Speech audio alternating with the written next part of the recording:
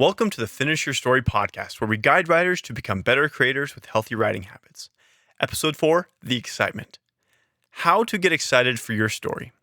Whatever idea, story, character, archetype, anything about a story that excites you, just go along with that. Write down as much as possible when you first get that idea. Follow that thread. Even if you don't know how to go about making it work in your story, just keep going. Write down as much as possible so that way when you go back to it later, that excitement is still there. You should even work on a detailed outline of all of the cool parts of your story. If there are boring parts that you just don't feel like writing, skip those sections and go on to the parts that you're really excited for. Is the beginning of your story not working? Well, start closer to the conflict. The closer you start to the conflict and the plot, the better your story will be. Exposition and backstory can be added when your readers really care more about your story.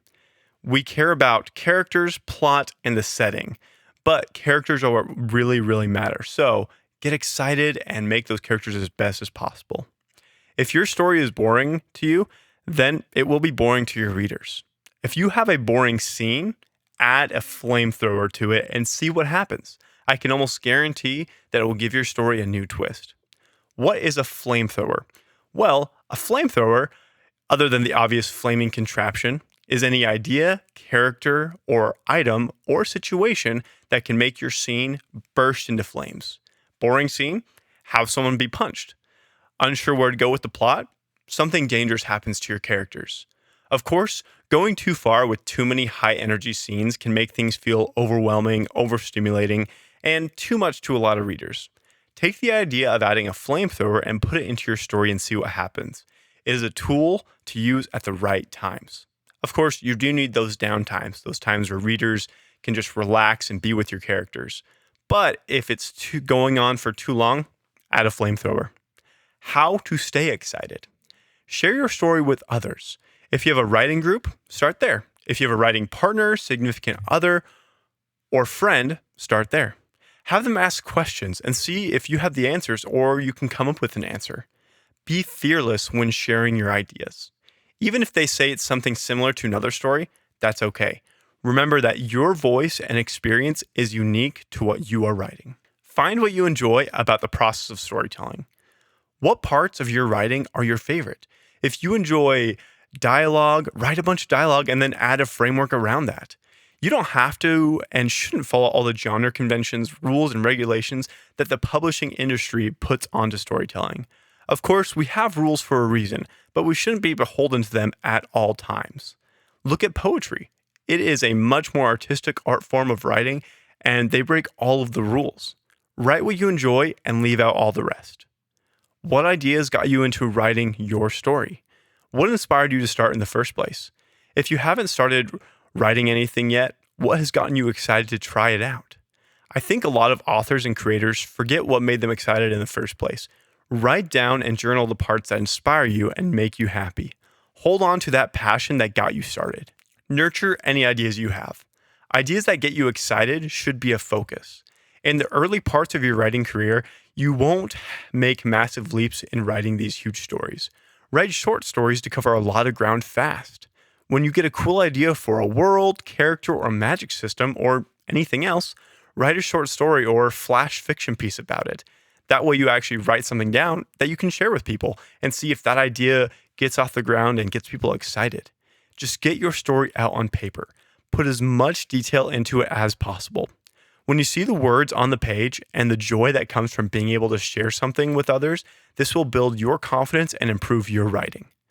Build confidence early on, and you will be able to preserve it in the hard parts when you feel down on yourself about your writing and the skills that come along with writing. You will know that you're a good writer, but you're in a slump or struggling to work right now. You'll have a portfolio to go back on and to read and really appreciate what you've done. Today, we're promoting the Arcane Inkblots Kickstarter. We'll be launching it on August 13th through September 13th. Arcane Inkblots is a creative writing idea generator. It is a creative journal that gives you prompts, tips, and an inkblot to give you a unique perspective on the prompt. Link in the description and the bio. Be sure to check it out, support the Kickstarter, so that way we know that you guys are excited for it. Today's creator spotlight is for Fabio. I'm going to butcher this name. I apologize. Cerpelloni. He is a fantastic creator with a ton of really cool insights into writing that are just really amazing and that kind of go against the grain of what most people talk about when it comes to writing and advice. He is an author, interviewer, podcaster, and an English teacher, with English being his second language. That's actually how he got into writing, was he wanted to show people that anybody can learn another language, even if it is difficult. I really suggest checking out his interview with Derek Sivers and his recent video on publishing tiny books. Fabio is a fantastic resource for a lot of creative writing. Check out his channel. We really, really like his stuff. Today's question of the day is, why should I join a writing community?